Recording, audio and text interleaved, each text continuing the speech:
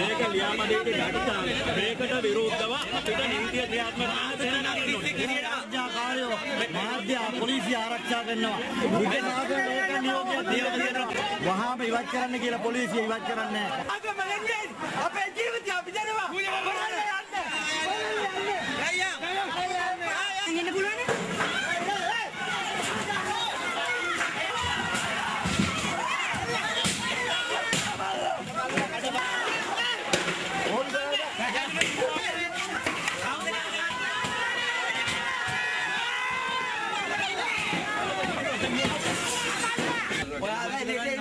ඇවිල්ලා කතා කරන්නේ පොලිසිය ඉන්නවනේ. ඉඳලා යාඩ් ගන්න. අවනේ.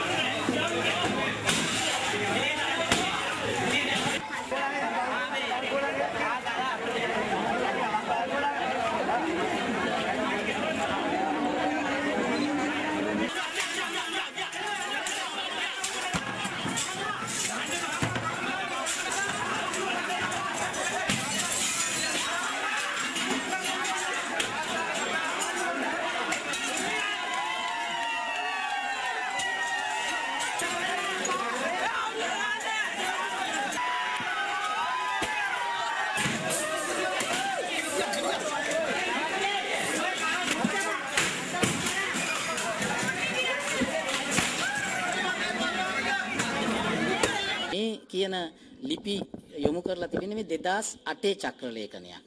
ආගමික කටයුතු අමාත්‍යාංශයෙන් නිකුත් කළා. 2008ට පසු වෙන කිසිම ආගමික තැනක් පවත්වාගෙන යනවා නම් ඒක ලියාපදිංචි කරන්න ඕනේ 2008.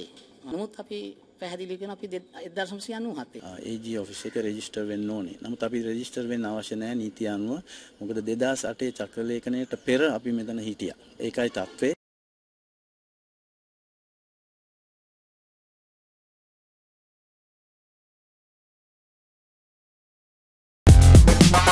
So as Sri Lanka fights allegations of past war crimes, it's present-day sectarian tensions that have religious minorities concerned.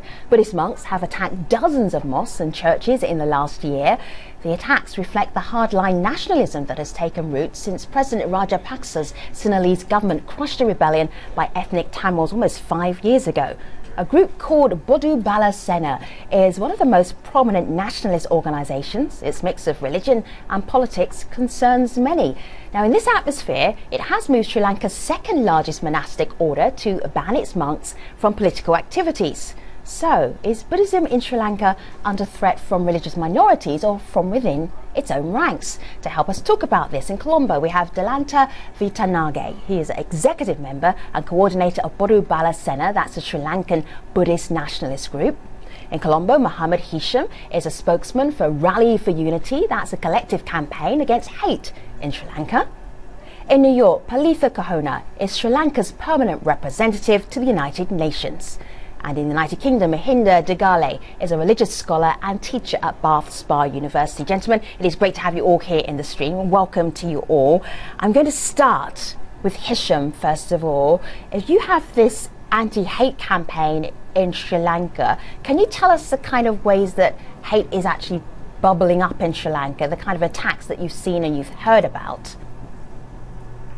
Yes, I'm going to start with a disclaimer that although I happen to be a co-spokesperson for the Rally for Unity group, for the benefit of the people who are listening to this, I think I'm going to take a little bit away from that role alone and talk more like a patriotic Sri Lankan citizen who loves the country and who wants the country to go the right way, so that I don't have a lot of attachments or the limitations of representing an organizational viewpoint, because I myself have been an activist on this area for a while. All right. On your question alone, I have to just say initially, like I have already mentioned numerous times, the majority of peace-loving Buddhists they don't deserve this kind of a negative connotation attached to Sri Lankan Buddhists in general, because I myself have grown up in the South and I've been with people and of all faiths, and I don't think that's fair enough. And this is more of a, if I just try to put it into 3 simple points, it's just about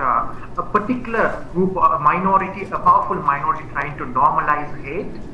They try to create this under the pretext of safeguarding the so-called traditional Muslims, Buddhists and Christians and Hindus, and assuming there is some non-extensional threat to Sri Lanka being a mono-ethnic Buddhist, Sinhala Buddhist country. So that is the first concern I've got. All right, so Hisham, I hear your context, but you're not telling me about any attacks or anything that's happening. Should I assume that nothing's happening? If you assume nothing's happening, I think it's not fair, because all right, so just share with us what actually is happening then.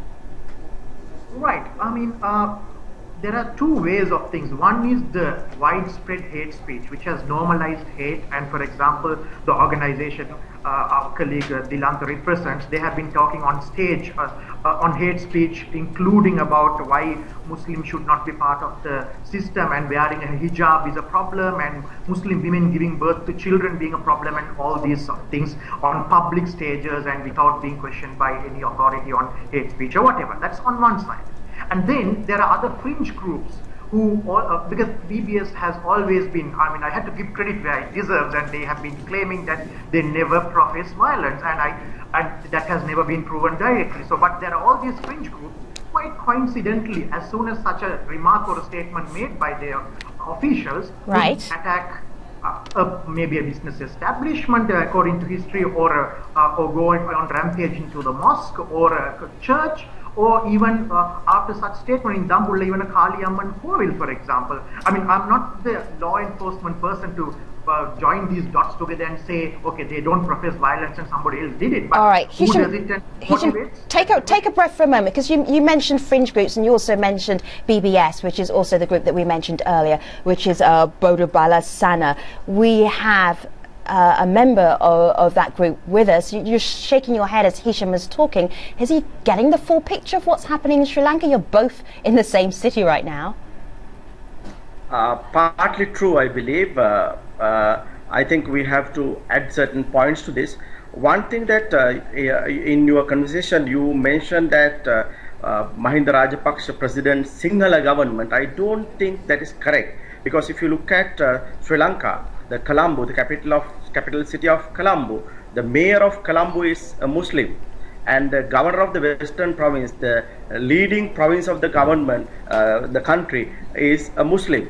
And if you look at ministries, a large number of ministries also occupied by Muslim people and Tamil people. So therefore, I don't think that Rajapaksa government, I don't want to protect him or anybody, but it's not a Sinhala government, it's a Sri Lankan government. That's the first point I would like to say.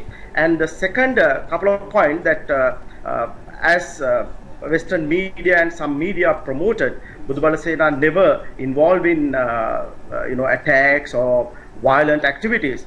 And he was mentioning that we are attacking hijab. We never. I would like to tell you that I have posted some post on the website also, your website also, as comments.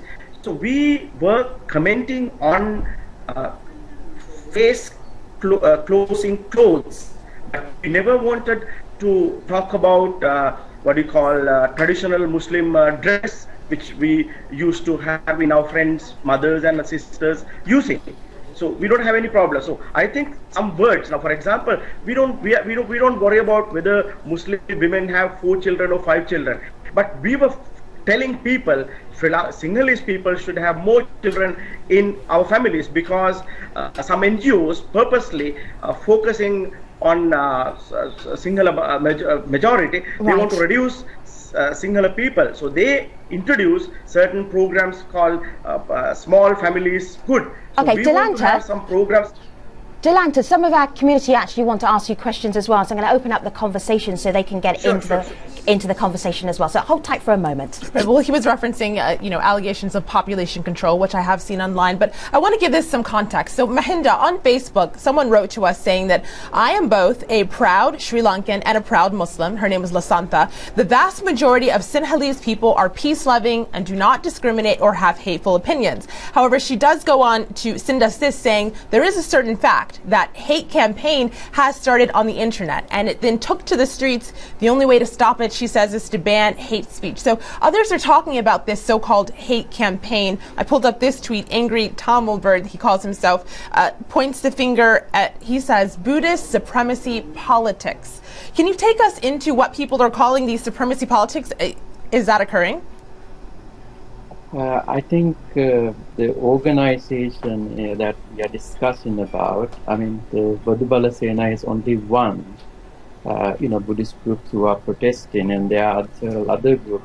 I think it is important to look at how Bodu Bala Sena itself sees itself, and as I see it, I think there is a history for this organization. Until the end of the 2012, it was more concerned about purification within Buddhism, renewal within Buddhism. And I think starting from January 2013, I think it kind of went on discussing about this halal certification, idea that Muslim can have halal, but it should not be imposed on non-Buddhist, non-Muslim. So I think from that on, I think Bodu Bala Sena got a bad reputation as extremist group. But I think there are many areas I think we should talk about this organization, what it intended to do. I'm going to show our audience some of the pictures of the attacks that have been happening in the last year on mosques, on churches, because when we said we were going to do this subject, our online community, they were incredulous that Buddhist monks would actually go and attack other places of worship. Palitha, who do you think is actually doing this? Sri Lanka's in the conversation, and Hisham is dying to join that conversation. Hisham, go ahead. I just wanted to add something to what Ambassador Kohana was mentioning. I mean, I'm not refusing what he said. I am no way saying that Muslims are persecuted in Sri Lanka, like Myanmar, for example, which Dilanta is just back from. But I'm glad that he mentioned about Article 9, 10 and 14 of our Constitution, which gives this freedom of speech and freedom of religion and everything. But my concern has been, I agree with the whole point which the Ambassador was trying to highlight, but the only concern has been, as the Foreign Affairs Minister very recently, less than a week ago, mentioned, according to his statistics which he quoted, there were 77 incidents and 22 have been concluded, 55 are still to be sorted for the last 4 years, according to what he said. But there are other communities, like National Christian Evangelical Alliance has 125 incidents. I'm not talking about mosques being destroyed or churches being destroyed. I'm talking about incidents of hate. 125. The Secretariat for Muslim talks about close to 100 in the last 6 months. But my question has been, I always have been, while being in Sri Lanka, asking, why is it that law enforcement authorities are not making it very clear that what kind of action they have taken, and why is it taking such a long time to prosecute figureheads of this hate-mongering organization? I mean, I know it's not that majority of Sri Lankans are racist or whatever. I was very clear when I started. I'm not saying Muslims are persecuted. But Palitha, I think Hisham is making a very valid point. Let me respond to that first. There have been prosecutions. As he acknowledges, there have been 20-odd prosecutions. There have been also cases which have been resolved amicably, where the community has stepped in and brought the two sides together, and peace prevails. The incident that is most talked about is the incident in the fort, where a Muslim mosque next to a sacred bow tree was the cause of friction between the two communities. That incident, although it could have led to bigger, much greater violence, was resolved very amicably. There have been many cases which have been resolved in that fashion. So what I'm trying to say is that how was it resolved amicably? What was the end? Let me finish, Hisham. The community leaders get together and try and work these things out. That is how we have worked things out in our villages, in our towns, for centuries. I mean, this is nothing new. When things go out of control, of course, like in the 20-odd cases that my minister mentioned, prosecutions have been made, and including of Buddhist monks. So it's unfair and wrong to say that the law enforcement authorities have not been active. They have been active, but the focus, the emphasis is on resolving these disputes in a manner that both sides can accept and will enable both sides to live together in the future as well. Okay, let me just jump back into the community. Malika. Well, Palitha said that there have been prosecutions and officials have been active online. Our community is not so sure. They're not convinced. Mike Gabriel says, I think the main reason that we're seeing these attacks is the implicit approval, he says, that's granted to these radical sects, quote unquote, by those in... I'm hearing a lot of different things here. I'm hearing some threat that you're feeling from the Muslim community, some threat you're feeling from the Jewish community, some very long ago history from the former British Empire. So, Ambassador, how do you create an integrated society if some Sri Lankans are feeling that they as a majority are under threat? Don't forget that we are a democracy. Like in any democracy, there are bound to be different views, and some of which may be conflicting with each other. Sri Lanka is no different in that respect. Take this country, the United States, as an example. How many different religious views do you have here? How many of them agree with each other? We are no different.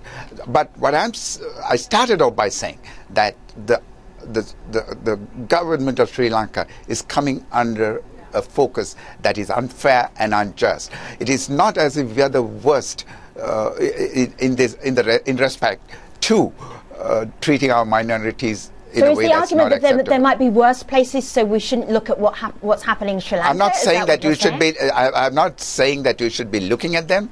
I'm simply suggesting that your focus in Sri Lanka overemphasizes whatever is going on in Sri Lanka. Let me just ask Sri Lanka, by and large, is a very peaceful... because he's sitting in Sri Lanka right now. Overemphasis, is this a conversation that you don't want to have in public, Hisham?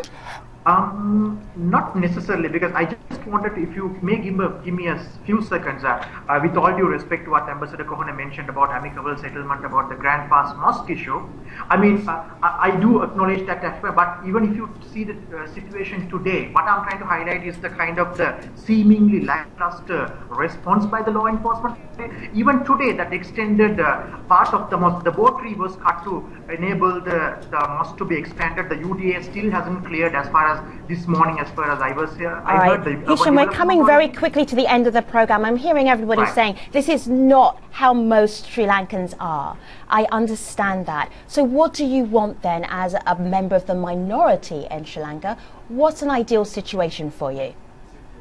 There are just two things I want. I want my motherland, my country to be, I should be able to be proud as a Sri Lankan citizen saying that regardless of faith, of the faith I follow, that I have my rights to respected, but it's not like what has happened in a Rajagiri, Janadipati Balika, for example, when a girl was asked to remove the Punjabi. All right, and the second thing, because we're right at the end of this part of the program, Hisham, what's the second thing you want? The second thing is, I mean, even though there are claims and counterclaims about how much of action and prosecutions are done, it's nothing visible, and people have their doubts about the whole situation. So all I would like to see is, regardless of whether it's a mosque, church, or a kovil, if somebody has done something wrong, prosecute them, regardless how they are connected or how much they are connected or how much power they wield. All right. Okay, so I'll leave the last word with the community, because this conversation has got a lot more energy in it, and we'll take that to the post-show. But Malika. It definitely has. Well, Twitter kind of exploded when one of our guests, Dilanta, said that Buddhists are under threat. We got a lot of tweets that look like this. Sam says they're not under threat. Muslims and Christians are a significant minority. They pose no threat towards Sri Lanka's Buddhist culture. Another person writes in about only 5 Muslims representatives out of 67 members in the cabinet. So I want to leave off with this from Iftikhar, who says Buddhist monks enjoy privilege from the state, as it's the religion that is recognized and enshrined in the Constitution. To be continued at stream.aljazeera.com. Just a moment though to tell you about our next program. How are the Paralympics going on right now in Sochi, Russia, changing the way that people see disabilities? We'll be joined by a group of Paralympic athletes for their take. Stay with us. The post show is next at stream.aljazeera.com, and if you can't get online right now, you can catch us on YouTube. Thanks for watching.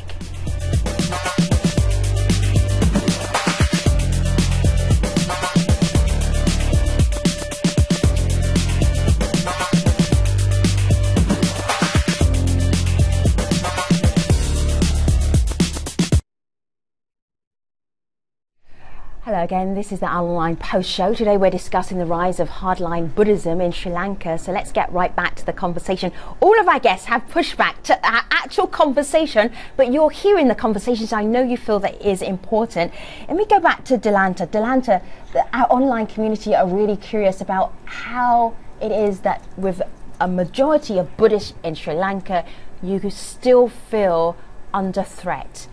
Could you just break that down a little bit more for us in very simple terms?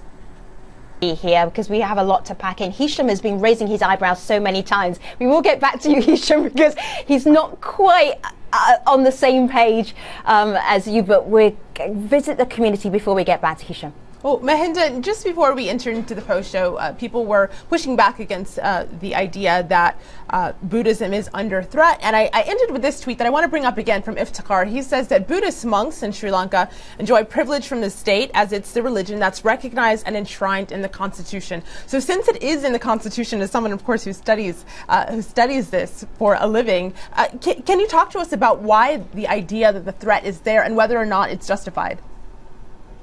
I think, Buddhist majority feel that they are threatened by certain groups, and actually they are fear of military groups. Earlier people were afraid of the LTT, and now post-war period they are more concerned about armed groups in other areas. And also I think this is a situation where historically Sri Lankan Buddhists feel that, this is the oldest living Buddhist tradition, and as Sinhalese, we have a duty to protect it.